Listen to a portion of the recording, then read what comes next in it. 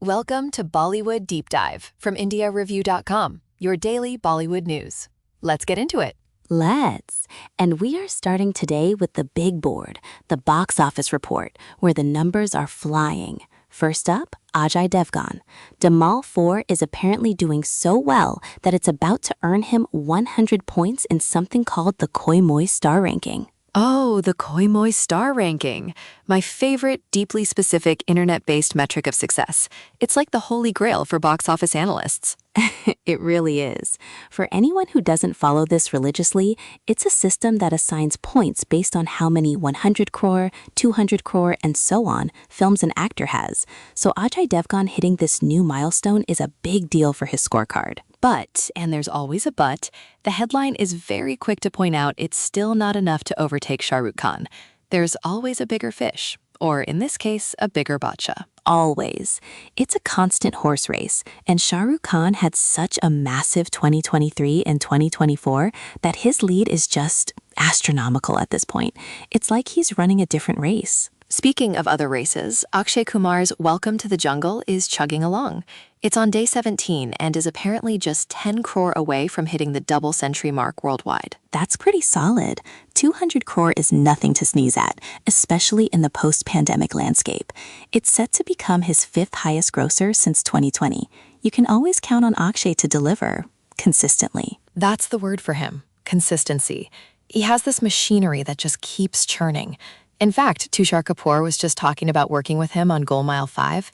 He said the shoots were almost entirely at night, which was tiring, but the scenes were hilarious. I can only imagine.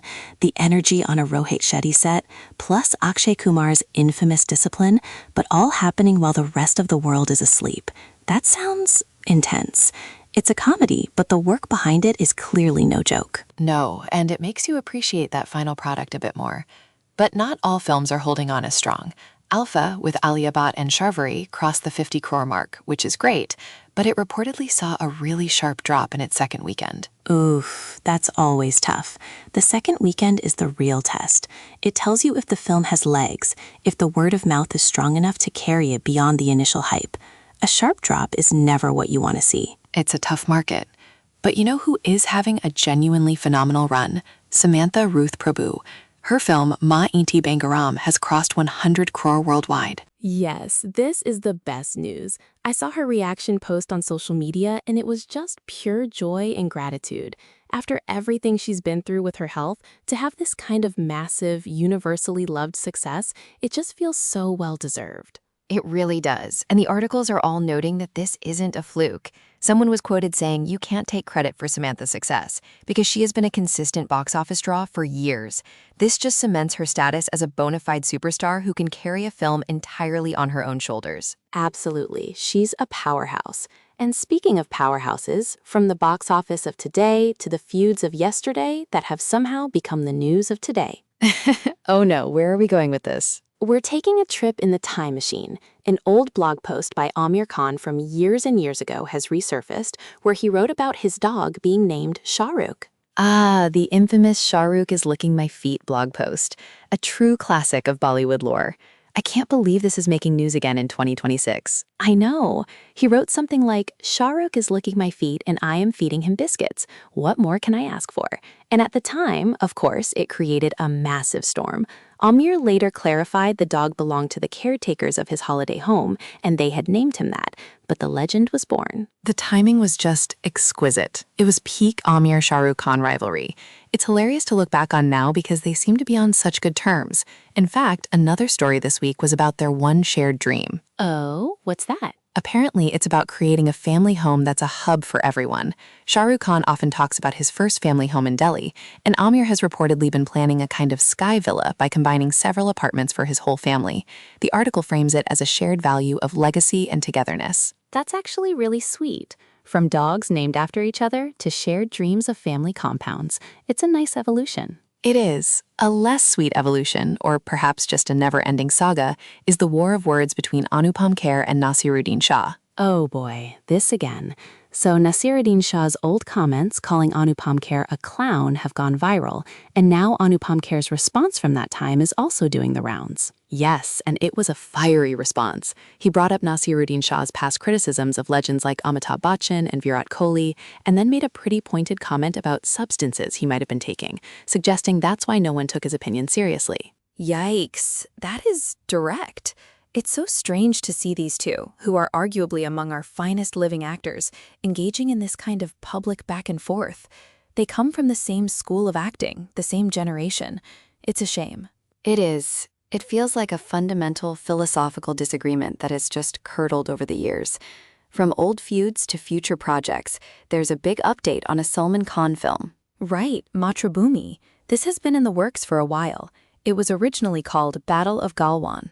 Exactly, and according to a scoop from Bollywood Hungama, the film might be shifted to 2027. The reason cited is the ongoing sensitive nature of relations between India and China, which is the subject of the film. That makes sense. It's a tricky subject to navigate, and timing is everything with a film like that. You don't want it to be perceived as inflammatory or jingoistic, especially when real-world diplomacy is involved. The report says this means Salman Khan is expected to have 2 other releases next year instead, so his calendar remains full. Someone else planning his calendar very carefully is Ranveer Singh. Yes, for the best possible reason. He's reportedly going to start shooting for his zombie thriller Pralay in August. A zombie thriller? I'm so ready for this. Me too. He'll shoot until around Diwali and then take a paternity break as he and Deepika Padukone prepare to welcome their first child. I love that. Normalizing the paternity break, planning work around family. It's a great move and sets a wonderful example. It really does. While Ranveer is planning his schedule, another big star, Sunny Deol, has his next release locked and loaded. His film Batwara 1947 is set to release on August 14th this year. Ooh, a partition drama, releasing on the eve of Independence Day. That is perfect scheduling. And it's backed by Aamir Khan Productions. That adds a layer of prestige, doesn't it? Aamir Khan is very selective about what he produces. The new poster is also out, and it reportedly features an image of Lord Krishna, which is an interesting symbolic choice for a film about the partition. That is intriguing. It suggests a deeper, perhaps more philosophical or spiritual take on the event, rather than just a historical retelling. I'm very curious about that one. Me too. And from a film about India's history to a star making history in Tamil Nadu politics, there's a huge update about Thalapathy Vijay. Oh, this is fascinating. His next film, Jananayagan, is finally cleared by the censor board, but the big news is about his name. Right, no more Thalapathy Vijay. The title card is expected to credit him as the Honorable Chief Minister of Tamil Nadu, C. Joseph Vijay. Wow, that is a statement. That's not just a nod to his political career, that is a full-on integration of his new identity into his cinematic one. It's the final step in his transition from superstar to politician. It's incredible. It completely reframes the film before you even see a single scene. You're not watching a movie star anymore, you're watching a chief minister. It's a power move, and it makes you wonder what the film itself will be about. It feels like it has to be a political statement now. Absolutely.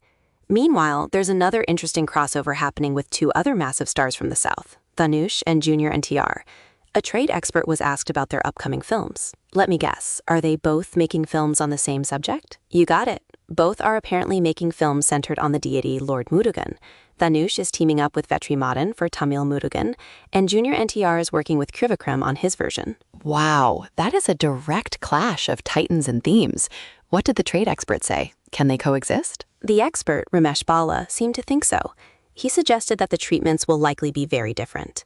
Vetri Madan's will probably be a more raw, rustic, and grounded take, whereas Trivikram's might be a larger scale, more commercial spectacle. So, same god, very different films. That's a good point. It'll be fascinating to see how audiences respond to both. It's not a competition, but you know everyone's going to compare them. Oh, 100%. The fan wars are probably already starting online. Let's shift gears from the future to the past with a really lovely nostalgia beat. The cast of Lagan had a reunion. 25 years of Lagan, can you believe it? I absolutely cannot. 25 years. Aamir Khan reunited with his co-star Rachel Shelley, who played Elizabeth in London. She posted these lovely photos of them together, and it just brings back all the feelings. What a landmark film. It changed so much for Indian cinema in terms of global recognition. It feels like it came out yesterday. Seeing them together again after all this time is just wonderful. It really is. And sticking with nostalgia, can you believe it's been 14 years since Cocktail was released? 14! Wow. And Deepika Padukkone's character, Veronica, is still one of the most talked about characters in modern Bollywood, for sure. It was such a turning point for her. Before Veronica, she was often playing the good, sweet girl next door. Veronica was messy, complicated, vulnerable, and so incredibly stylish. It felt like she truly arrived as an actor with that role. It was a game changer. It showed a range and a fearlessness that we hadn't seen from her before. And it seems like the legends agree. Hema Malini was just asked who she would want to play her in a biopic. And she said Deepika. She did. She called her a beautiful, talented girl and the ideal choice. That is high praise from the dream girl herself. That's the ultimate endorsement. And honestly, I can see it. Deepika has the grace, the screen presence, and the dancing ability to pull it off. That's a biopic I would actually line up to see. Me too. Let's get that script written immediately. Another film celebrating an anniversary is Corporate, which just turned 20. 20 years? Madhur Bhandarkar's film, Bipasha Basu, was fantastic in that. She was. And Bhandarkar seems to agree. He said in a recent interview that he was disappointed the film missed out on national awards, and that Bipasha's performance was absolutely worthy of one. I don't disagree. She carried that film with such confidence and nuance. It was a very different kind of female protagonist for the time. Ambitious, ruthless, but also human. It's nice that he's still championing her performance 2 decades later. It is. Let's move from on-screen drama to some real-life moments, starting with some happy news. Surbhi Jodi and her husband Sumit Suri have welcomed a baby girl. Aw, that's so lovely. She shared a photo of the baby's tiny hand and revealed her name is Seher. Congratulations to them. And more congratulations are in order for Akansha Ranjan Kapoor and director Sharon Sharma, who hosted their wedding reception. The pictures are everywhere, and it looked like a huge industry affair. Alia Bhatt, Bobby Deol, Sonakshi Sinha, everyone was there. It looked like a blast. And Shula Kapoor also shared some really sweet moments from her wedding, with a lovely post about her dad, Boney Kapoor. It's nice to see all these happy family moments. It is. But of course, with celebrity life, there's also the constant glare of the cameras. Sonakshi Sinha seemed to have had enough this week. Oh, what happened? After an event, she was being followed by photographers, and she finally stopped, got out of her car, and told them directly, "Until you all leave, I am not getting back in my car." She basically stood her ground until they backed off. Good for her. It must be absolutely exhausting to be followed everywhere you go. There's a point where it crosses a line from professional photography to just harassment, and it's good to see celebrities setting firm boundaries. I agree. It's a tough balance. On a more serious note, actress Dalyet Kaur has announced she's stepping away from acting for a while. Right. This is after her very public separation and move back from Kenya. She said she's turning entrepreneur and focusing on being strong as a mom. It's sad that it came from such a painful experience, but it's also inspiring to see her take control and pivot her life in a new direction. We're wishing her all the best with her new venture. Absolutely. Her strength is really admirable. And this week, we were also reminded of a very tragic story from the past about the South Indian actress Nisha Noor. This was such a heartbreaking read. She worked with absolute legends like Rajinikanth and Kamal Hassan in her prime, and her life just took such a devastating turn. The report says she was forced into prostitution and tragically passed away from AIDS-related complications at just 45. It's just horrifying. It's a stark reminder of how vulnerable people can be, especially in an industry that can be so unforgiving, and how quickly a life can be derailed. A very, very sad story. It really is. A moment to remember her and the challenges so many artists have faced behind the glamour. On a much, much lighter note, let's talk about the internet's favorite mystery man. It has to be Ori. What has he done now? He dropped a viral wedding reel. It's from a super glamorous barat, and it features Janvi Kapoor, Nita Ambani, Anant Ambani, Jacqueline Fernandez, the works. Okay, but the question on everyone's lips, which the headline points out, is whose wedding was it? Nobody knows. That's the genius of Ori. He gives you all the glamour, all the access, but leaves you with the one crucial piece of information missing. He is a master of suspense. He truly is a social media performance artist. He keeps us all guessing. Speaking of viral moments, a clip of model actor Muzammil Ibrahim has been doing the rounds. Oh, this was the one where he was asked about his past relationship with Deepika Padukone, right? The headline was something like, "No regrets?" Exactly. And it kind of blew up, with people interpreting it in all sorts of ways. He's now had to come out and clarify, saying the context was completely lost. He said he's always tried to speak about people from his past with respect, and that the short clip didn't capture the full picture. It's the danger of the internet, isn't it? A soundbite gets stripped of all context and takes on a life of its own. It's gotta be frustrating to have to clarify something you said about a relationship from, nearly 2 decades ago? It must be bizarre.